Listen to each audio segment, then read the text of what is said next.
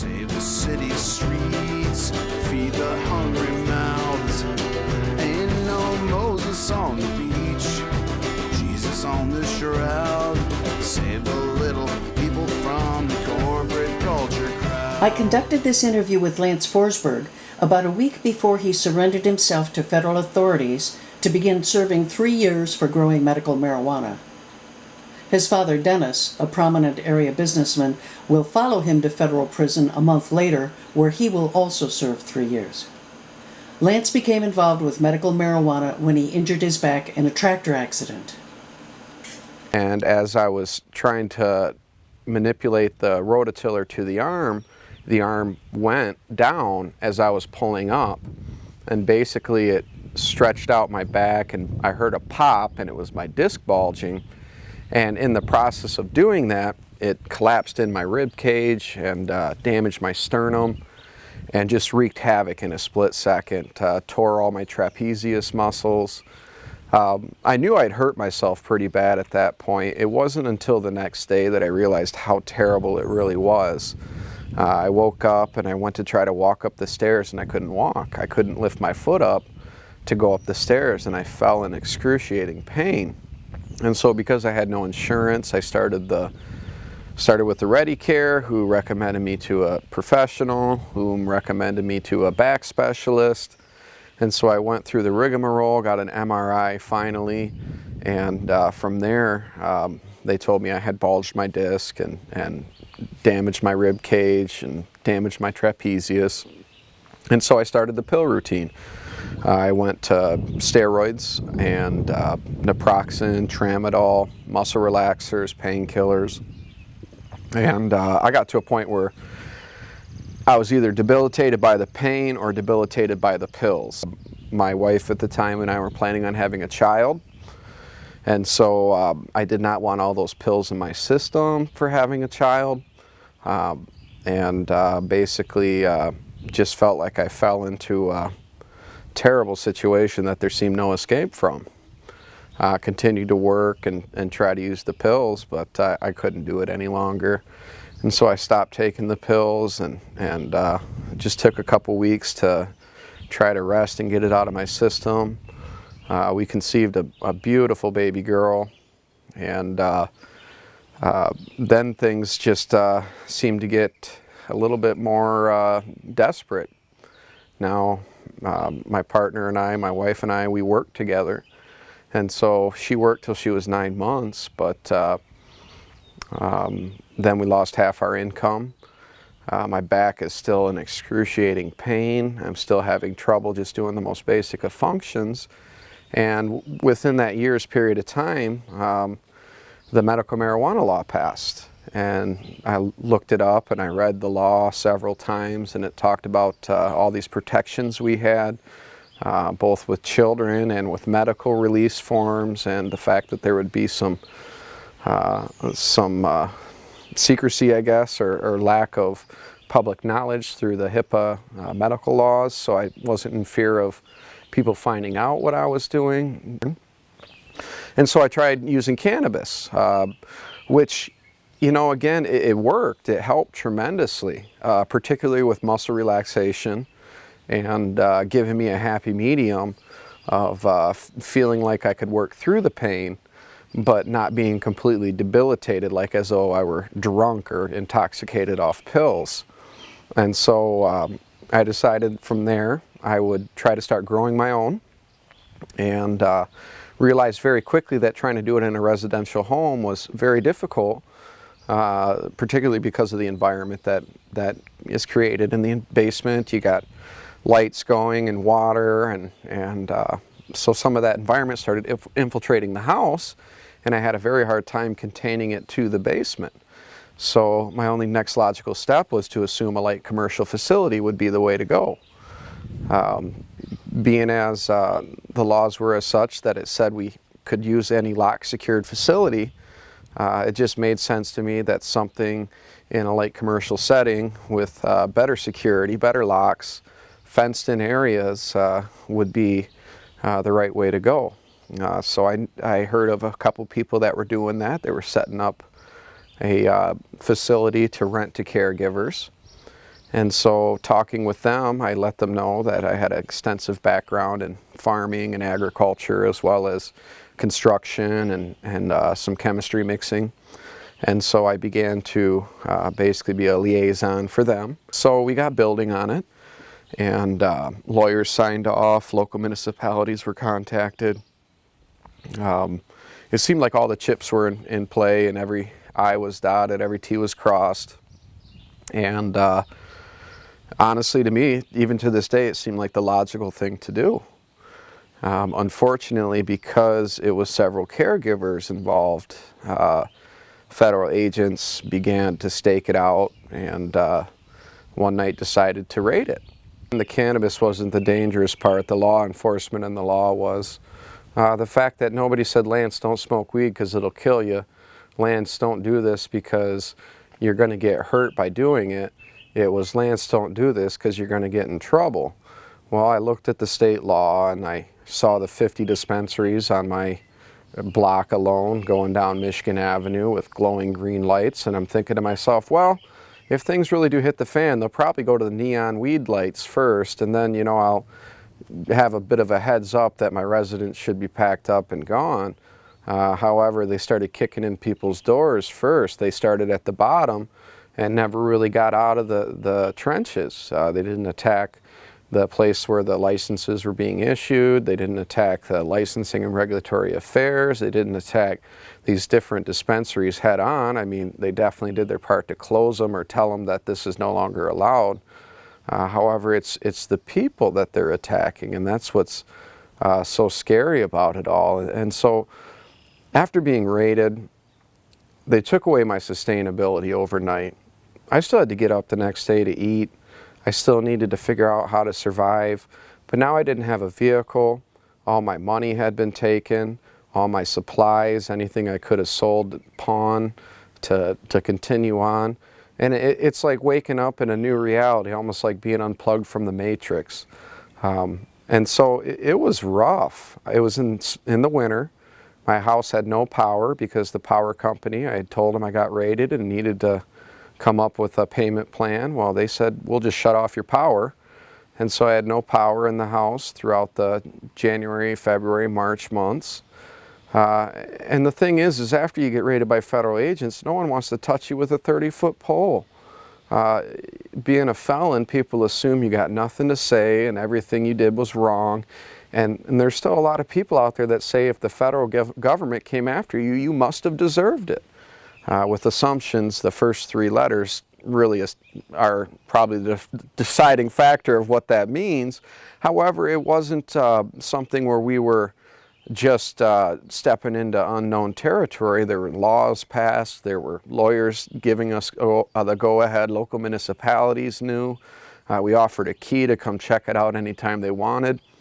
And so it was quite a surprise to have the raid happen, as well as to the extent it did, with Black Hawk helicopters, rumors of the National Guard involved, drone airplanes flying above, just a lot of over-the-top police practices, I guess. It seemed to me that it was meant both as probably a training exercise and also an effort to intimidate everybody else. I think so. Part of me wonders if they just had some new toys they wanted to play with, and they had a prime opportunity to practice on us. You weren't even there at the facility at the time the raid occurred.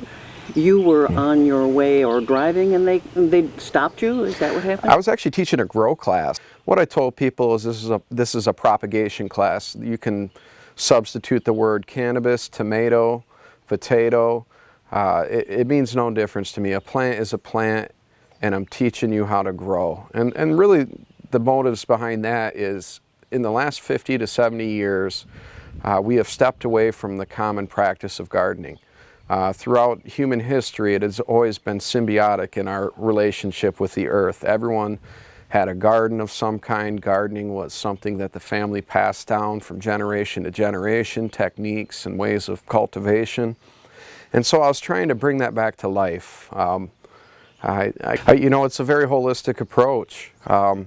Being a part of the fruition from seed to flower is therapy in and of itself. The fact that you are creating something for your own self, for whatever medical need, it brings in that holistic approach of doing the work to help to build your body, soul, and mind, watching a plant grow, which is just a magical experience to see a seed become a mighty bush. And then to have the medicines at the end, knowing what you did to them and how you did it to them, and no mystery of where did this come from and why and how. And you know, you make an interesting point that you know, World War II was an era of self-sustainability and growing, and you know, the government even printed buttons that said "Hemp for Victory" and encouraged people to grow hemp. I think that part of the reason that this is for the mom and pop and not the big business is because it's taking the power away from the big business. By individuals being able to do this on a micro and not a macro scale, we the people are empowered. We have the ability to make the choice and to find compensation for our labors and to network with people and to bring back a lot of the wholesome qualities that our country was founded upon. By the people and for the people in all aspects of that sentence. And so by not giving it over to big business, it brings together a fellowship amongst people, and people whom are having to cure ailments and can talk to each other about what works and what doesn't. Instead of take the purple pill this week and the blue pill next week, it really treats the cause and not just the symptoms. And I truly believe that medical ailments are both physical and mental, and there is a need to address both sides of the issue, and cannabis is a great way of doing that. The irony is that once people fall in love with plants, they want to grow all kinds of plants, vegetables and flowers, and it's a love that grows with the garden itself. But what happened to you was that the sort of technocratic prison industrial state came down with all of its mighty power and really decided to crush you in this effort. And what that means is that in essence, the only people who would be willing to take that risk from now on, it's what happened to marijuana in the past. It went from being the friendly hippie to being the cutthroat drug kingpin who would kill to maintain turf. By criminalizing it, we've added to the level of violence, and it seemed that that was one of the beauties of the new law, was that it would take the violence out of the system again. I think people that have nothing to lose, it is just that. If you're facing 20 to 50 to 100 years in incarceration, loss of your home through asset civil forfeitures, the entire gambit of what happens when you are a drug kingpin, you may as well be one if you're going to be in it.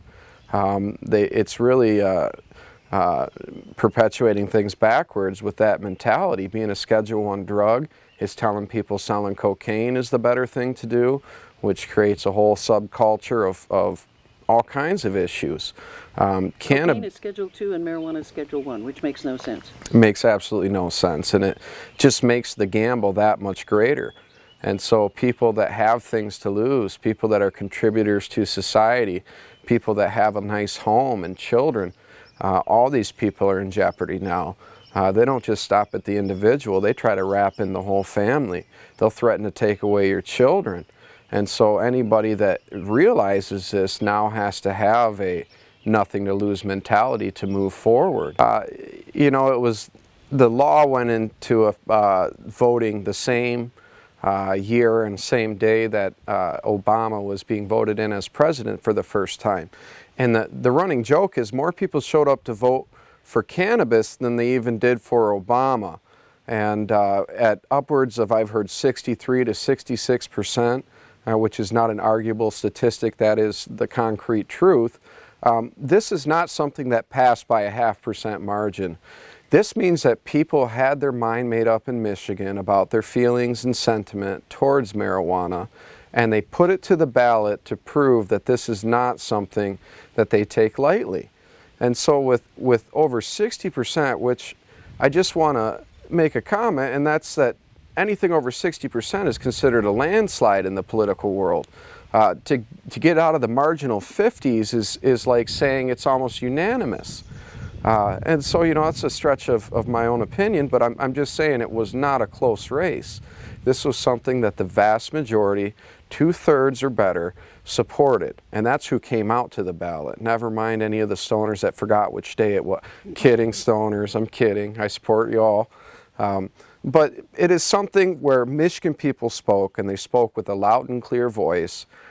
And then all of a sudden we have an outside source telling us that we're all wrong and we're stupid and we can't write laws right and that we're all to be punished for it. And I mean, the punishment, honestly, I've been a laborer my entire life. I've been living check to check for so long that if the federal government wants to feed and shelter me for any duration of time, God bless them. I could use the vacation, especially after all this nonsense. But the unfortunate truth is it's my family that's paying the sentence. They didn't sentence me to 3 years prison. They sentenced my daughter to 3 years without her father. They could have worded it differently and said, congratulations, you won free room and board for the next few years in the Appalachian Mountains. I'd have been tickled to death to hear that. But my mother is being left without a husband and a son. My daughter is being left without a father. And these people aren't guaranteed meals like I am. They're under the assumption that life is hunky-dory. We're all the Waltons and we're living in this existence that is easy come, easy go, but it's a struggle out there. And everyone I talk to is struggling to make it. And so when they took away everything I own and I was left in a home that was as good as a cave, I welcome a free place to stay at this point, to get on my feet, to catch my bearings, to refocus, to get an education. God bless them. But my poor daughter, in her formative years, is going to be without a father, and my mother is going to be without a husband and a son, and neither of them are in a position to be able to go out into the world, find a career, and take care of themselves. At a certain point, you had to make the decision that what you had to do was get the best deal that you could so you could at least have some certainty and move forward?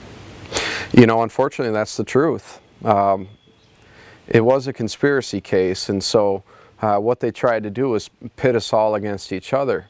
They had these harsh penalties, and we're telling each and every person, half-truths. This person's going to tell, this person's striking a deal, etc., etc.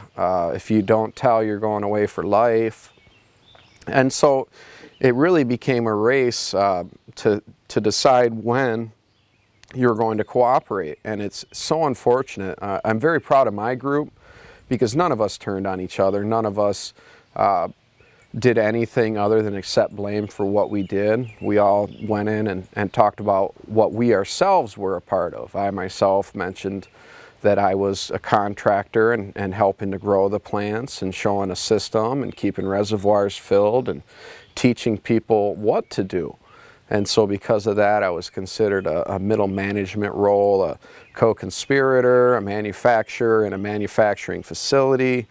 It just basically gave them the knowledge they needed to justify the raid itself, get the persecution and the prosecution they needed to justify bringing it to court, and hand out some type of sentence so that everything could be justified to keep the budget swollen and to protect their jobs for what they did.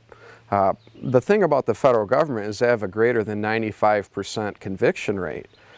They make the rules in court, no state laws are allowed, and so they dictate how the game is played, and once you enter their world, it's a lose-lose situation. It's all or nothing. And so what our group decided to do was just to go in and say, I don't know about them, but I'll tell you about me. And because we did that, we beat the 5-year minimum maximum. I was actually sentenced to 3 years, 3 years, and 3 years, but they're running concurrent, which is a gift, I guess. It's amazing when 3 years sounds like a gift when you're looking at 160. But it was something where it could have been a lot worse, and they would have made sure it was a lot worse, and they make it very clear that taking on Big Brother is something that's going to end very poorly for you. Some people argue that the law is very gray and vague, and so I've had the judge tell me that this was a poorly written law, therefore it shouldn't be allowed to even be practiced. However, they're taking a lineal approach to farming. The thing about farming is this is a living plant. This is something that there are no guarantees with. We have 4 changing seasons. We have an impossible environment to try to manipulate and control, usually tucked in a basement somewhere behind double doors where one can't even see it. So then airflow has to become a part of it, but you can't have the airflow outside because if they smell it, you're in trouble. And so we're painted into a corner and then told that this is all cut and dry. Like if you grow marijuana, you're a millionaire. Well, the thing is the only thing guaranteed with growing cannabis is that the bills are still going to come. That's the only guarantee you're going to get. I call it farming meets sales. And so one has to bring to fruition a plant that takes 1 to 2 months to get to a point of being able to flower to any quantity, done within a parameter that allows the sustainability to perpetuate it. Basically what I mean is you got to grow more and be compensated more than what the bills cost you. And so the only thing I ever ended up with cannabis farming is cash flow. I became a money mover in my city. You know, the grow stores, the different farm markets, people, cash was being handed back and forth to people on a person-to-person level. It wasn't leaving the state, it wasn't leaving the city, it was allowing us to network with each other and help each other out. And so doing this within the medical industry gave away more of the medicine than they ever sold. And this is not doing it in a greenhouse outdoors where there is limited overhead. This is where every light you flip on is $50 a month minimum. Then you're going to need a few lights to have more than a couple plants. And so my whole point is they say that the law is gray and poorly written. I think the only thing that's poorly written is the way we're allowed to do it. Really, the law states that 12 plants per individual, up to 5 patients per caregiver. They're under the assumption that every person can throw 72 plants into a bloom room. Virtually impossible. The way I look at it, it's roughly 2 to 3 plants per light at most. Each light costing $500 minimum, about a $700 a light setup with ballast and airflow. And to do those kind of numbers is virtually impossible, especially in a residence that has limited power capacity to begin with. Taking it to the light commercial facility, we tried to do it in a manner where we had the 3-phase electric to keep the power down. We upgraded the power so that aluminum lines wouldn't be used where they could catch fire. Doing it to where even within the commercial facility, no caregiver was doing over 20, 30 plants. And so these were also staggered because there is a very short shelf life on this medicine. It starts out as a wet plant, and if an individual does not dry it in a certain manner, trim it in a certain amount of time, or process it as it needs to be within a very limited amount of time, mold sets in, rot sets in, and it's no longer usable medicine. Smoking moldy pot do nothing to you but give you a bad headache and make you not want it anymore. And so when they think that people are hitting for 100 pounds at a time and able to process this and dry it and sell it, it's virtually impossible. The cash flow isn't there. The need really isn't there on that large of a scale. Again, these aren't cartels doing business with each other. These are mom and pops that need an ounce here or a half ounce there, quarter pound here. I never heard of anything over a half pound deal. We have a president who spent much of his youth as a member of the Choom gang smoking a lot, and it wasn't for medicinal purposes. Right. I don't think he exhaled either. I don't think so either. And I also think that based on what happens to so many African American young men who get caught up in this system, they've really become the raw material for a lot of the prison population. As a result of being somehow involved with drugs. It seems to me ironic that if he had ever fallen into that net himself, he certainly would never ever have been president of the United States. And you'd think that he and this administration would be more understanding and more aware of the mistake that it is to be prosecuted. I mean, how does society benefit by putting you away? I can't think of a way. That's just it, especially in his second term as president. I can understand playing it safe in the first term to get elected for the second. But I'm starting to question if Democrat, Republic, any of it makes a difference anymore. It seems as though there is some ulterior motive, some game plan in play that has nothing to do with either side and just has to do with special interest groups. I'm not sure what's going on the grander scheme, but I do know that the proponents against cannabis, the biggest and heaviest are chemical companies, textile companies, cotton industry, a lot of these companies that help to found our nation with their big business practice, and so be it. However, why would it be these people that have the biggest issue against cannabis or medical marijuana if it is really legitimately a medical versus non-medical issue? It seems like it would be more doctors and police officers and people with some bearing in the science industry, more than just people that are afraid of cannabis taking over pills and hemp taking over textiles and chemicals. What advice do you have to the people of Washington and Colorado who are new to this, who think that they have just passed laws that are going to protect them? Well, in Washington and Colorado, I say do it up, guys. Congratulations. The biggest difference between Colorado and Michigan is they cannot get a guilty conviction in Colorado. They find a jury of 12 for a court case, and that jury of 12, 9.5 times out of 10 finds people not guilty. Here in Michigan, we have yet to catch on that we don't have to be puppets to the cause. We don't have to say that what they're doing is allowed and we have to find their guilty conviction. We tend to fall in a line a little too often, and out there's a little bit more free thinking going on, a little bit more civil liberty, and having visited Colorado, I've seen it firsthand. So in places like Colorado and Washington, I commend them as a people. Don't they still have to worry about the feds coming in on top? You know, it's ironic. Yes and no. The feds can rob them, they can steal from them, but they're going to have a hard time getting a conviction. And so when it all hinges upon a conviction, it makes it very hard to justify the spending that they're doing. And so really it's a catch-22, because we the people can be our own worst enemy or our own best friend. If we stand up to this and say, I will not convict my fellow citizen of a nonviolent marijuana charge, they have no power left at all. They can leverage us every which way, cut away funding, cut away this and that. But if we the people stand together, united we stand, divided we fall. And so this is something where we just need to take a stand. And that's something I think Colorado and Washington have done a little better job of doing.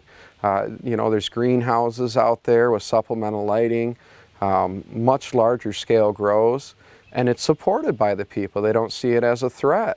And so, you know, the irony of that statement is one of the federal agents said to me, you should have been born in Colorado because this won't work out here in Michigan. And I'm thinking to myself, this is the United States of America. We are one nation, and you're telling me that if I was 50 miles this way or 700 miles that way, it would be a different story? If you were a person who was going to give predictions, do you think that the legalization of marijuana on all fronts is inevitable? And if so, how long is it going to take, or what will it take? That's a tough question. Bonnie, you mentioned to me you thought it'd be done with in the 70s. And that's from an individual who's been a part of LEAP and the law enforcement side.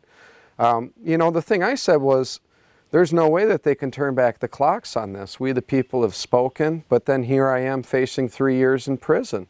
I think where the first step is going to come in is industrial hemp. I think by allowing hemp to be grown, it's going to lose a lot of the ignorance and misinformation that people think that you can smoke hemp and get high.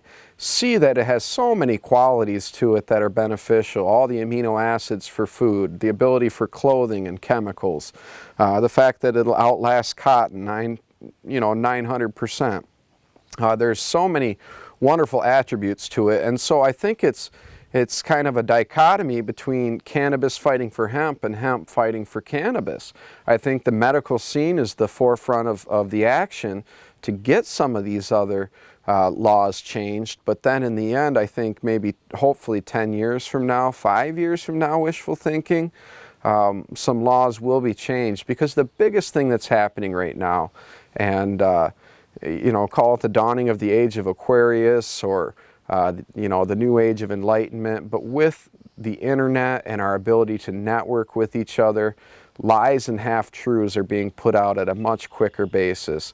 Real legitimate information is being shared. Medical findings are being shared on a real-time basis, and so they can't hide this information anymore. They can't say that this is something that just destroys people, has no medicinal value, but then secretly have patents on half of the chemicals.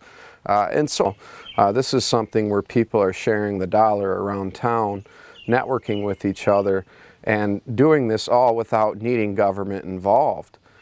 So I think it's a major threat to the way that the status quo operates right now, whereas they have control of literally everything. One of my favorite quotes is, "A government that can provide you anything you want can also take it all away." The thing I like to stress to people is this is about civil liberties in the end. This is about freedom to choose. This is about a right as a people to do what we see fit, so long as it doesn't hurt other people. And so when we have our civil liberties stripped away one at a time, in the dark, at midnight, under some secret bill, and in the last several years, it just seems to be exponential increase in the amount of civil liberties being taken away. Miranda rights no longer needing to be read, people being detained for an infinite amount of time. The government can shoot us now if they see fit. Martial law is becoming standard practice. These are very real concerns. And so the medical industry, I don't want to make it sound like it's more than it is, but it is the front lines of fighting for our individual civil rights.